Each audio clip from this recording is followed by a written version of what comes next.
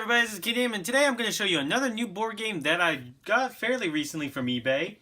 It's a game from my childhood, just much like Pokemon Master Trainer. It is Digimon, Digital Monsters, the Ultimate Adventure board game.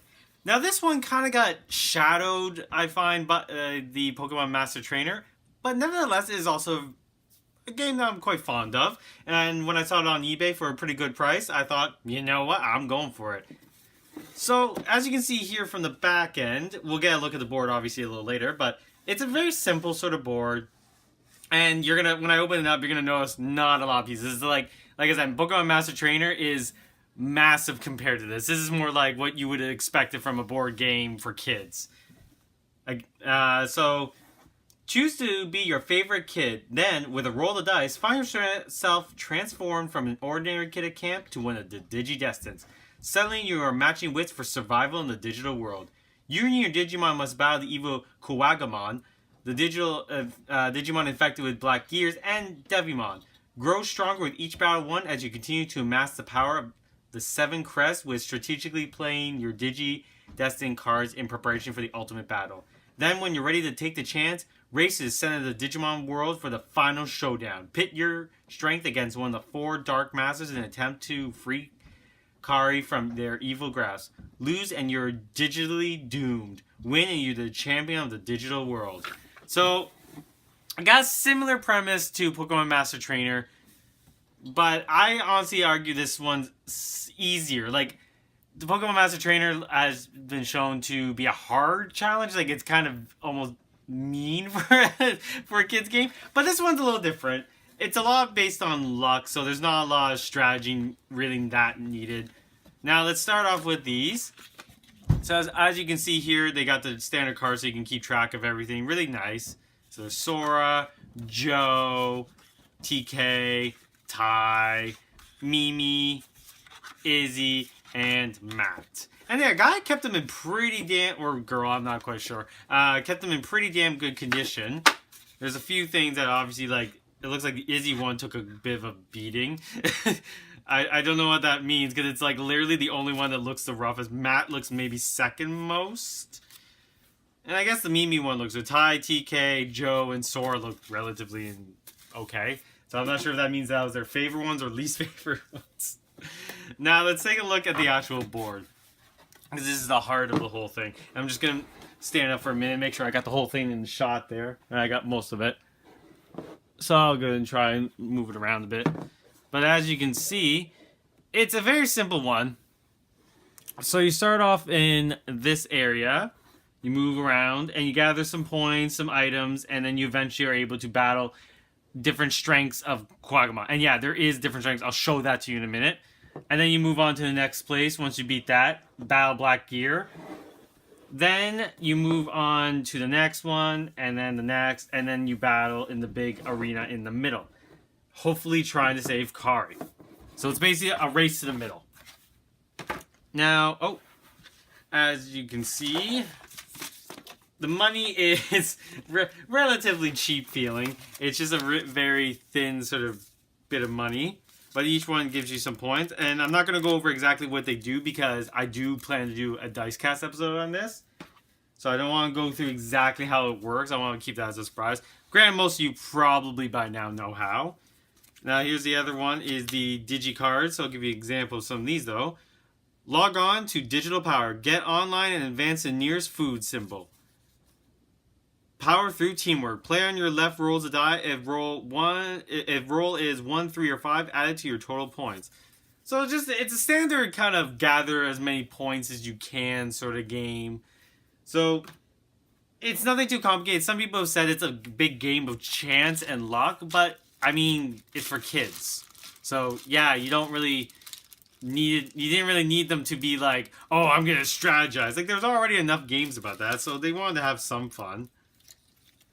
So, and here's the little pieces for you guys. So you got Sora, Izzy, Mimi, Joe, TK, Matt, and where the hell's Ty? I know I have all the pieces. I definitely counted them before. And Ty. And again, most of this game was kept in relatively good condition. The only one that kind of looks like it took a beat as well is the Digicards. As you can see, they're really curved, but I can always put something kind of weighted down on them and then just kind of flatten them out a bit more, but still, relatively good. And then here's the main Dark Masters. So you got P.I. Oh god, I can't remember his name. Is Paimon, Puppetmon, Digimon, and Machinedramon. Oh my god, I can't say words anymore. This is actually like my 5th time trying to record because I felt like I was having a stroke because I'm just like, I can't say words for shit right now. I'm a little concerned. And then of course there's Kari. I'm a little iffy as to why they even bothered to make this. It's not like you have to bring her all the way back to the camp or anything like that. But it still is nice to add. I mean, as you can tell, they don't have a huge amount of pieces. Now I'm going to show you these. And I did place them in order of what they are. So like I have the rookies, stages, champion, ultimate, and everything. So you get some of the black. I'm just going to show you the first 3. So there's Centramon. And then there's Andromon. Like each one has a different strength. So it's basically, again, it's a big luck thing. Because you could either get the easiest of them, or you can get one of the harder of them. And then same thing with Devimon. There's a 29 level 1, 25 level 1, 30 level 1. So it is based on luck. And then Kuwagamon's got the same sort of idea. Show you one of those. So level 6. And again, I don't want to tell you what the crest parts mean. A, because I can't 100% remember. And B, I would probably want to leave it a surprise anyway. And then there's some crests. So there's the sincerity, courage, friendship, love. Oh, I got courage again. I'll show you some of the other ones as well. Let's see if I can find them. I should probably have had this face the other way, looking back. Oh, yeah. And then you have your in-training ones. They're all level 1s. Like, this is the part where it's kind of fair in comparison to the Pokemon game. Because they're all the same damn level. There's not, like, a huge advantage. And then, even for your starters, when they evolve, you have a chance of getting, depending on how high the level is, it gives you some points. So, it really is a luck on how many points you get, because it is a little brutal. I think the ultimates are relatively all the same level. Yeah, the ultimates are all basically level 8. So at least that keeps it kind of fair. So my thoughts on this whole game, just on its own, is that it is fully luck. Like, if you're thinking, oh, if I'm more skilled at this, I'll make it. There's a little skill to, like, with the cards, like, when you time them, when you place them, and everything. But ultimately, it is just for... again, you gotta keep in mind, this is for, like, little kids. Like, I can't remember when this game was made, actually. It was just so long ago. Let me just take a look. I'll probably say somewhere on it. This is from the Matters Toy and Gaming Company. Somewhere in the early 2000s, yeah. It says 2000, but... So, yeah, that sounds about right. It was about 2000. I was thinking, like, 1999 for some reason, but, yeah, early 2000 makes sense. So, I mean... They designed it, their demographic was definitely little kids. They weren't thinking like hardcore gamers. Nonetheless, I think me and my friends will have a lot of fun playing this game. And I, again, really don't regret. I bought it for $42. So, I mean, I cannot complain one little bit. So, I'm quite happy to have it. I'm happy to have it in my collection. And I'm planning to play a game of it fairly soon.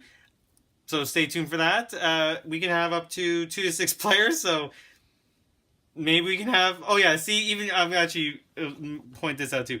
It's for ages 7 and up. So that gives you an idea of how difficult they made this game.